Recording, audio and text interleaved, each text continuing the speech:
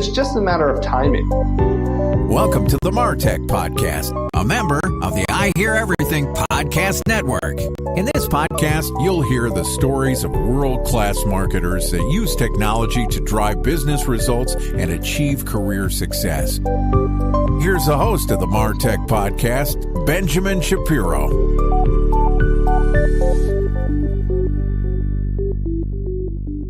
Welcome to a live edition of the MarTech Podcast. My name's Benjamin Shapiro, and I'm your host and the executive producer of the MarTech Podcast. Joining me today is Jeff Culleton, who is a former ad exec and currently the executive producer of the CMO Podcast. And today, Jeff and I are going to be discussing what it means hearing the announcement that Google is giving up on the deprecation of third-party cookies. This is also our first real live stream. For anybody that's listening, we're really trying to figure this out. And there's a button here that I'm not sure how to click. So hang on a second. There he is, the man, the myth, the legend, Jeff Culleton. Welcome to the first ever true live stream of the MarTech Podcast. Jeff, how are you doing? Feeling pioneering. This is exciting. I feel really good. And this is man on the moon stuff then. We're here. If you believe they put a man on the moon, to go full REM on you. Look, Jeff, we've got some big news to cover, and I'm going to try to figure out how to put a banner here using this new live streaming technology. And we're going to talk about our 5 topics. So just to give you a sense of what we're going to be covering today, I've got 5 questions for you. Number 1, why did Google give up on the deprecation of third-party cookies? Number 2, what does it mean for marketers? Number 3, what does it mean for advertisers?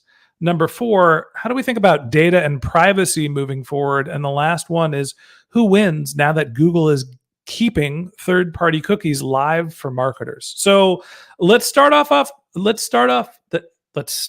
at the top here and talk about, why did Google give up on the deprecation of third-party cookies? What do you think happened? Why did this happen? What's the news you're hearing? Well, I think the easiest answer is monetary. I think it's very difficult at the moment to figure out how to replace the ad revenue that has happened or that will be, they will see attrition in from when they first announced they were going to be doing this to now, where there's a wildly different search environment.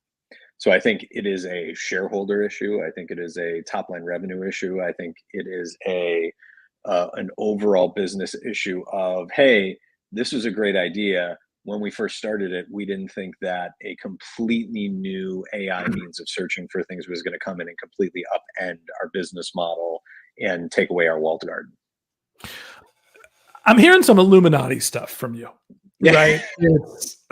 Google decided that the deprecation of third-party cookies is bad for business. And so finally they said, okay, it turns out when cookies go away, as one of the biggest advertising platforms in the world, advertising is hindered or hurt. I don't understand. This is not something that Google just decided yesterday, we're going to deprecate third-party cookies. Actually, we changed our mind. They've been developing solutions to replace the cookie for a while. There's other ad tech vendors.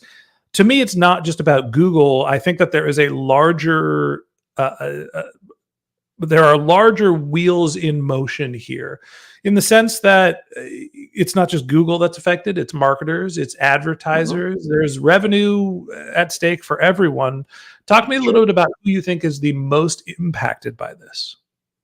Well, I think Google, from a PR perspective, is, I think, very negatively impacted by this, just because it is a very sudden about face, even if it is a monetary about face. I think it's probably the consumer. When they first started this, the narrative was, at the time, privacy was the biggest thing. And that's 3-4 years ago. And so much has happened in the last 3-4 years that they've really had to change the position. So I think a consumer who is really focusing, and a consumer base that was really focusing on, how do I maintain my privacy in a world where my data is more exposed than it ever was, is probably the most negatively affected by this. but consumers have proven time and time again that we're pretty hypocritical. And if it's a good user experience, we're still going to use it because it makes our lives convenient. And so honestly, I don't think they have the biggest downside. I have such a hard time believing that there was no foresight here. And to me, the timing is very strange, right? We've heard of deprecation Yeah. of third-party cookies for a really long time. I think that we've punted on it 3 times, according to Google. And finally, now we're here. And all of a sudden, maybe it's just that the news has been so crazy. Hopefully, this is just a time where it'll get buried and people are sitting worrying about the political, landscape and all of that. Yep. Maybe what's going on, but I just don't understand the timing. And I do think that, there's a couple of different factors at play here. One, if Google deprecates third-party cookies, the same as Apple and as Firefox has had in specifically Chrome, the value of first-party data becomes more present. And then all people are looking towards the walled gardens to become advertisers. So doesn't Google still have an incentive to make this happen? It's tough. And my brain was going to, kind of Apple as well in some of this, but Apple's got a device. Apple's got unique IDs through hardware, and Google was never able to crack that code. And so hang on. But Google has devices too, right? Google owns as much market share or close to as much market share as Apple does. Why does owning a device matter? I think it's what you do with that device. I think there's probably a higher connectivity in between the number of devices that people have of Apple's and the amount of data that's available than what people have for Google, which is typically just a phone. And so you have a less robust profile of that person to sell as an advertiser. And so I don't think you're wrong. I mean, this does feel, to us on the outside, it feels hasty. It feels quick. It feels underplanned. But I go back to my original point. I think you can look for answers all you want, but this goes back to the fact that they were going to lose too much revenue. There's just too many marketers who want that targeted cookie identification that it's just too attractive to keep it. Sorry, getting used to the live stream, everybody. My bad. Hang on. Here we go. Oh, all right. I think you're doing great. Thanks. This is new for me. I think that Google is in this is a clusterfuck territory. I think the idea of we're going to be privacy centric, we're going to restrict access to data, it's going to make our platform more valuable, we're building a technology solution, that's what's really going to matter. And all of a sudden they realized that technically they were going to have challenges to building any sort of replacement for third-party cookies. I also think that they've invested in deprecating third-party cookies and following the market, following what Apple has done with a privacy-centric browser and Firefox as well. But then after doing all of this testing and iteration, they just hit the point where they're like, this isn't working. It's a bad investment. It's taking too much time and too much money. We should be focusing on other problems. And so let's go ahead. Look at it front. So the walls are closing in on a couple of too many fronts for them. The personal opinion, which I think is making them really nervous, is how many zero-click searches are there now passing through Google? Quite a few. That's harder to show an advertiser. Why should I do paid search? Why should I be upfront? Because now I'm giving you the answer without you having to click on a link. I think that's a big, scary thing for them. If I start to take away cookies from advertisers, they're going to migrate other places, because now for the first time, there are other places. You're doing lifestyle searches in TikTok. You're doing lifestyle searches in Instagram. You're definitely spending time in ChatGPT. Now, obviously, they still have YouTube. So you're getting and YouTube, I think, is the second biggest search engine now by volume. But the wall, to me, it's the user experience that they make money on. There's too many risk factors in it that they had to take one off the table. Give me 30 seconds here on AI. Do you think that the adoption of artificial intelligence as a replacement for search? I know that I am GPTing way more than I am Googling these days when I have what would probably be a zero-click question, right? Give me the answer. Give me a recipe. How do you make a paloma? I'm not going to Google. I don't want to go. Delicious. and then get a snippet from a web page. I'd rather have something that understands my behavior. Yes. You think artificial intelligence is leading into the lack of deprecations or the moving away from the deprecation of third-party cookies? I think it's a big piece of it, but I also think it's how it's going to be utilized. And I think the ChatGPT agreement with Apple is very scary because now on the new operating system, ChatGPT is going to be built in. And so now you're getting hey, the consumer likes and is comfortable using AI and a GPT of some sorts. Now it's going to be on the device that's never out of their hand. Now we've got risk factors that we've never had before. And so I think AI is giving you answers that you're comfortable with. I think people are getting more used to it, a la yourself, to find a Paloma recipe. And I think clicking on a link and starting to weed through things is starting to feel really antiquated. That's some real stuff that's starting to add up against their core business model. I want to turn the page a little bit and talk about what this means for marketers. So give me your philosophy on data-driven marketing and what do you think is going to change now that marketers get to essentially keep operating business as usual? Well, two things. I think marketers are going to love it, but I think it's extremely lazy. It is paid media is a piece of a strategy, and people utilize it as the entirety of the strategy because it is last click, it's bottom of the funnel, it is the thing that gives you a little dopamine hit and that you can sell up to your executives is that we got more efficient at the thing, we did more with less. I think most marketers are still pretty rudimentary, so this is a sigh of relief. And so you look and go, oh, the thing that we thought was going away, and we were going to have to make really great content that people were going to engage with and want to be a part of what we're doing as a brand. And we're going to have to be contextual with everything we did. Now I don't have to do that anymore. Now, if I'm Banana Republic, I can follow you around the internet with the pair of pants that you just looked at until you buy them or you get sick of me. And so I think it incentivizes lazy marketing in a lot of ways, but we'll see. I mean, it sounds like the sandbox piece of what they built around the deprecation roadmap is still going to exist. So I think users are probably going to have quite a bit of choice in what they see, but I think marketers are still going to be pretty lazy about it.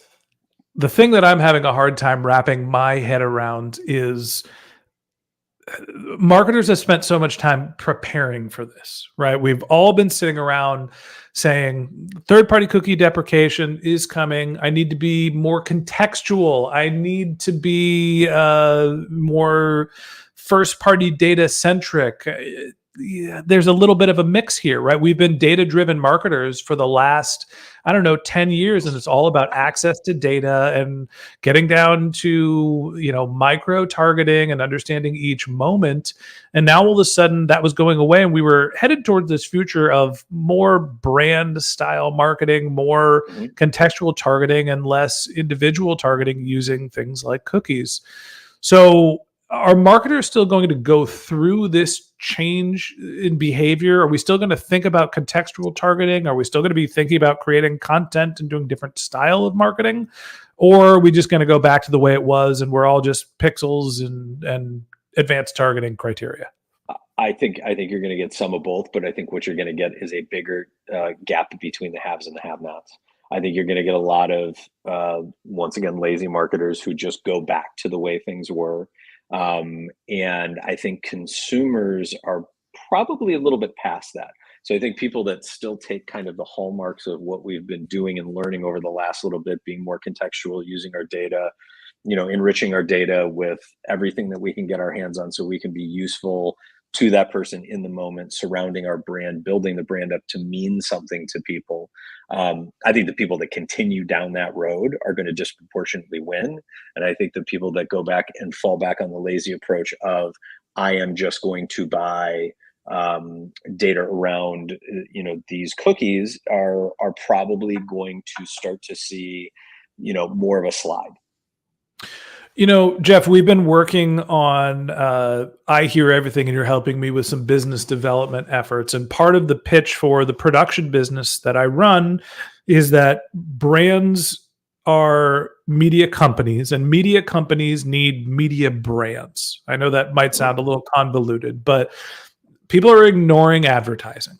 They're ignoring direct sales outreach. How many times have you Yeah, gotten an email today with somebody trying to sell you something that you just put directly into your archives or just outright trashed? I've got 17 right now. Right. I just So, look, the advertising is becoming less effective. The direct outreach is becoming less effective. So, inherently, that means content should be more effective because people are looking to build narratives and stories. Do you think the third-party cookie deprecation impacts how people are going to think about content marketing? um God, what a interesting way to look at it, because you're still going to get people who, through the third party cookies, are coming to your site. What you do with them when they get there is going to just have to be better, right? I mean, you're going to have to do more frequency, higher touch. And so I think it's not going to negatively affect content marketing. I think it's going to positively affect quality of content marketing. Is, are you in all the places that people want to see you with a high degree of frequency? So getting them, click to cookie to the site is still just like tip of the iceberg stuff. I think quality content marketing and being in all of those channels with a frequency, talking to those people, is going to set those people apart in a big way. Good. I was just going to change the subject and talk about our third topic. What does this mean for advertisers? For marketers, we now have the ability to be very precise when it comes to our marketing. We get to leverage the existing tech stack that we've known and love, and maybe that means that we start thinking differently about relying on contextual sources, and maybe it slows down the focus on looking for first party data sources. It also has Yeah. huge effects on the ad tech industry, who's I think has been preparing for Armageddon for the last 2 years. What does it mean Yeah. for your old world? How do you think about ad tech and advertising? I think I think it's going to really shift around. I think people have gotten really comfortable moving budget into different areas and doing some really good, interesting test bed work. I think people are going to, I mean, we're coming into budget season right now. I mean, August, September, October are where we're planning what the next year looks like. And I think people are going to, who are probably starting to pull maybe some money back and put it into different areas, are going to have to go and redo their math and redo the calculus around who they want to reach, where they're going to reach them, and then relayer in what a ad market that includes, Google same old that we know looks like. So this, for our business, which happens almost every year in some capacity, means you plan and then you just completely replan over again in a dead sprint. I mean, if you're an advertising business or an ad tech business specifically, unless you are banking all of your efforts on the deprecation of third party cookies, unless you were the company that was building the replacement for the third party cookie, um, you got to be popping bottles right now, right? Like, Yeah, isn't this you're feeling okay. it's champagne o'clock, Yeah, right? you're feeling okay. Our business gets to It's continue to 5 o'clock. operate. And to me, this goes back to the Illuminati theory of Yeah, why did this happen? There were some big ass companies with a lot at stake and probably a good portion of Google's ear because they're sure. advertisers and ad tech platforms that said, don't do this to us, right? Don't deprecate Yeah. third party cookies because it's going to give all the upstart brands building new tech solutions a foothold when they didn't have it before. And so, to me, this is a win for the institutions, right? The large ad tech providers. There's Go always ahead. been a piece of if they do this, there's like a mutually assured destruction. Is, you have to figure out how to keep us happy, and then we'll keep giving you money. I mean, there's a gnarly cycle here between the advertisers and Google and Meta and so on. And when you take away the bread and butter, it becomes very, very difficult. And frankly, I think the advertisers probably won out in this one behind closed doors. I think there was probably quite a bit of arm twisting, but I think that arm twisting led to this constant push down the road of what the date was. I think there was just, there's backroom fighting. Give me the inside baseball here. Like, who are the big institutions that are whispering in Google's ear, in the back room? Look, I'm running a media company for growth stage companies. I'm not placing multi-million dollar, multi-billion dollar ad buys. I don't know if anybody's placing multi-billion dollar ad buys. Sure they are. Sure, but infrequently. Is this a Coca-Cola went to Google and said, cut this shit out? I think you're looking at probably the holding companies more than anything. So Publicis, Omnicom, Dentsu, ones like that, who make tremendous amount, it's not commission per se, but make a tremendous amount of revenue from these partnerships with those companies. And also lean on Google and others in order to give them the data narrative that they need to show their client that it works. Now, to your point, there's a tremendous number of big in-house agencies that work for the Coca-Colas and the Progressives and the State Farms and the biggest of the big from an ad spending perspective. But those holding companies right now are wiping sweat from their brow, because they're like, oh shit, this was going to get real bad real quick. And we were going to have to come up with brand new math that we never had before. And then we would have to get a little bit squishier on things that we used to feel pretty certain about. We got somebody who agrees with you. Jeff, tell your wife. There is a LinkedIn user who chose to remain anonymous that says it's definitely the holding companies. Thank you for commenting here in our first real live stream on the MarTech podcast. Ben, the holding companies, I'm messing this up a little bit, but Publicis will do 20 plus billion in revenue. Omnicom will do 17, 18 billion dollars in revenue. You're not talking about small companies. You're talking about holding companies that have 300-400 different entities below them. All right. So we've got the big advertising holding companies that are saying, don't mess with our business. We've got a ton at stake. There's some upstarts that are probably pretty upset about this. But fundamentally, this was all about privacy and data. At least that's what was public facing. And this is a lot driven by Apple going through Safari and saying, you know what? Safari is safety. It is privacy. Apple's whole marketing shtick is about how you're safe on the iPhone. And so they restricted access to third-party cookies a bazillion years ago, 2 years ago. And Google basically followed suit and then reversed course. But fundamentally, this was about consumers. This is privacy regulations. This is control over your data. And Google is basically kind of spitting in the eye of the privacy lawyers here and saying, you know what? We're going to let marketers and the ad tech companies run wild with your data. Enjoy. Here you go. Here's your data. I'm going to hide myself now that I hocked to it on a podcast. We'll have conversations offline about that one. This is the problem with going live, everyone. I can't edit that out. Yeah, data and privacy. Privacy took a hit. They are definitely, consumer privacy is not better today than it was yesterday, or presumptively than it was yesterday. It's just the availability is going to be out there, and then we're assuming that a company that big has the ability to protect our footprint, which, as we've seen over and over again, is not the case. I got distracted. I'll be honest with you. Somebody who we actually have a name here, and it's a little small on my screen. Britt Carroll, I think it's Britt Carroll, is saying, she's a friend. What's that? Oh, this is one of your Britt friends. Corsi. Yes. What's happening here? All right, there you go. Hey, somebody put their name behind their comments, and we appreciate you. If you're serious, other than seeing Jeff online like a celebrity, we're discussing the deprecation of third-party cookies and how Google is essentially, let's say, thumbing their nose, instead of the other terms that I used before, at some of the privacy regulations and saying marketers can continue to have access to data and privacy. That was the big announcement today. So Jeff, while I was busy trying to futz around with the comments, recap for me what you said about data and privacy.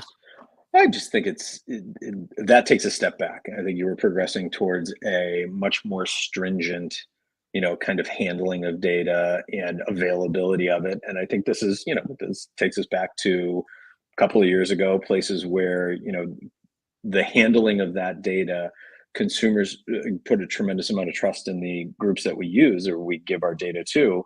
And it's proven over and over again that that is not easily protectable. And so I think the consumer's privacy, consumer data took a step back You're very welcome. today. I'm glad to see somebody is listening to this. Again, this is really the first time we've tested live streaming here on the Martech podcast. For anybody that's listening, just a quick break before we get to our last question. We are streaming this on Facebook, X, YouTube, Instagram, and of course, LinkedIn. We're seeing plenty of comments from LinkedIn. If you're listening to the podcast, we would love to know how this is coming across to you. Feel free to give us feedback. We'd love to have a conversation. We're going to answer any questions you have at the end of this episode. We're going to get to our last question here. Now that we've talked a little bit about privacy, let's talk about winners and losers. Who wins now that the third-party cookies live on? Jeff, I'll let you go first. Advertisers, like you said, it's champagne o'clock right now. It is. And the brands of the world who can now follow me around the internet with the pair of Jordans that I looked at, Nike, I'm looking at you, or the pair of pants I looked at, because as a consumer, I am deeply moldable. So you keep showing it to me, I'm more likely to buy it. And I am going to say it's not just advertisers. Right. This is consumers as well in some capacity, and mostly because the type of targeting, and I'll preface this with, here's where I'm coming from.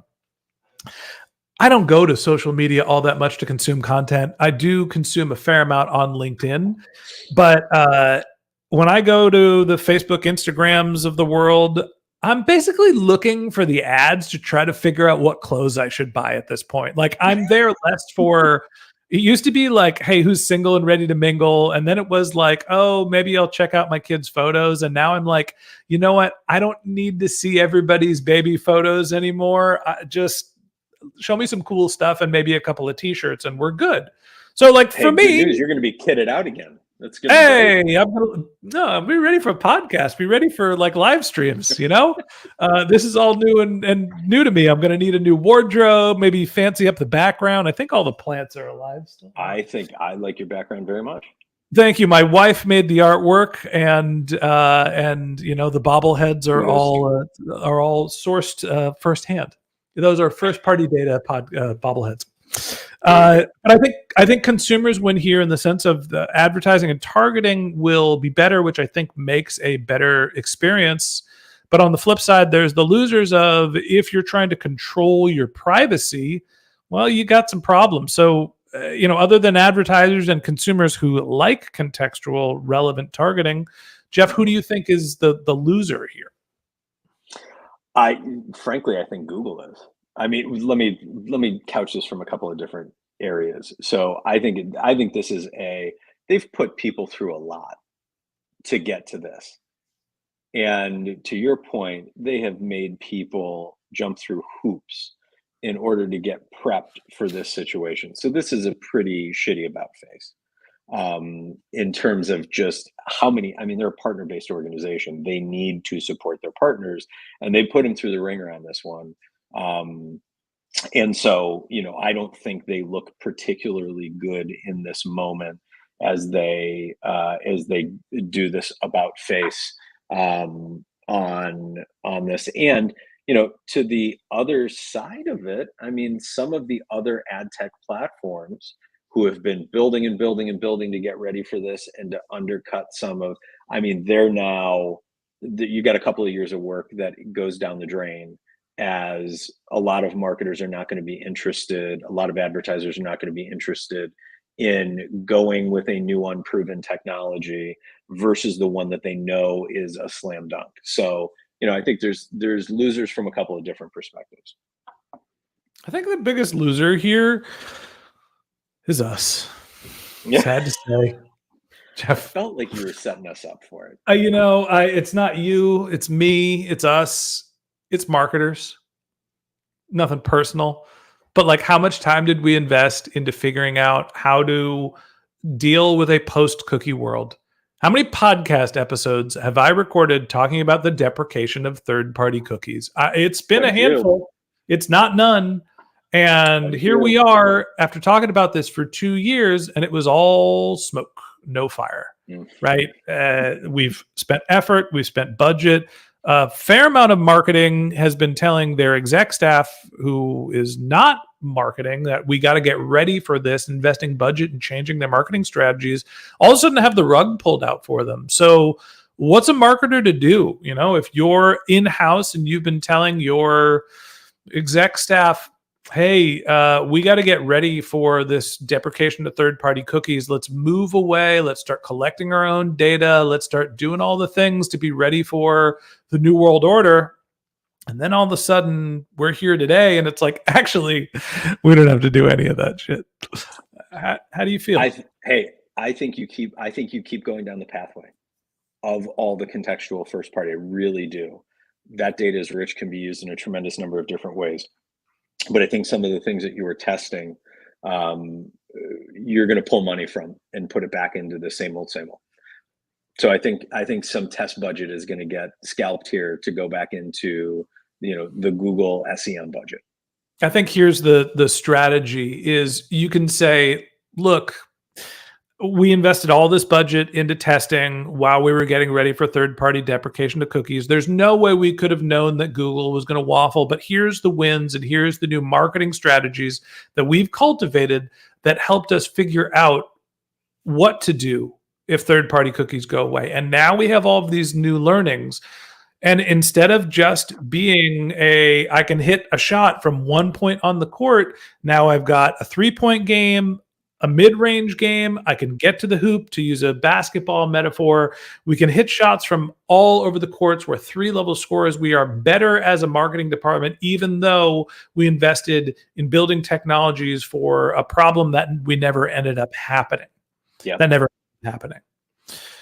Jeff, any last words as we wrap up this episode of the Martech talking about the deprecation of third-party cookies? No, I mean, first of all, I think live is great. Being able to go, you know, straight breaking news on these things is not only fun, but I think it's very useful. I think we'll learn more in the next handful of weeks about the who and the why and the how of this. But like I said, you know, I think the gap between good marketers and bad marketers is going to get even wider. I think what you just said about taking the learnings, the forced learnings of the last couple of years, and really using them in conjunction with some of the old stuff that really worked, are going to be people who are going to blow lazy marketers who just go back and spend all their money in Google out of the water. So I think it's going to be interesting to see. Never a dull moment. I think it's a win for the big institutions. I think it's a win for the big agencies. I think the powers that be have won out here. And I'm not saying it's a bad thing, right? The holding companies are there and they're there for a reason and they manage a lot of people's budgets. But I do think that the down market sort of upstart companies that were investing in ad tech solutions, they're cooked. And I think that for marketers that were spending time trying to innovate and trying to figure out a different way to live in the future that we were told would be here, you have to go back to the drawing board a little bit. And that's the reality. And those are some tough conversations. And look, if you're listening to this live stream, if you're on the podcast listening to this later, feel free to let us know what you think. We're happy to answer any questions you have. By all means, feel free to comment here on LinkedIn, Instagram, Twitter, Facebook, YouTube, all the places that we're streaming. Again, this was kind of our first real test of doing some live streams on the podcast. We're still working out some of the bugs. Sorry if I was a little heavy-handed with some of the animations. I was testing some things as we go here. As you can see, I'm just having fun pressing every button I can. I forgot I have all of these quick trigger stuff. This is amazing. Anyway, thank you for listening to the Martech podcast, a live version. I'm going to try to find my outro here. That wraps up this episode of the Martech podcast. Thanks for listening to my conversation with Jeff Culleton, the executive producer of the CMO podcast. If you'd like to get in touch with Jeff, you can find a link to his LinkedIn profile in the comments for this episode or in our show notes. You can visit Jeff's website. Jeff, what's your website now? Are we doing CMOconfidentials.com? CMO.confidential.com, yeah. CMOconfidential.com. Just one more link I'd love to tell you about. If you didn't have a chance to take notes, if you have questions about anything, we're broadcasting this on all of the social networks. We're going to republish it as a podcast. We're going to put it in every podcast feed, break it up into chunks. You can subscribe to our weekly newsletter if you'd like. You can go to martechpod.com. This is going to be on all the socials, on Instagram, Twitter, Facebook. We're going to do some YouTube and LinkedIn videos as well. And we publish podcasts every day. So if you're interested in having a daily stream of marketing and technology in your podcast feed, we're going to publish an episode every day this year. Hit the subscribe button in your podcast app when you search for Martech Pod, and we'll be back in your feed tomorrow. All right, that's it for today. But until next time, my advice is to just focus on keeping your customers happy.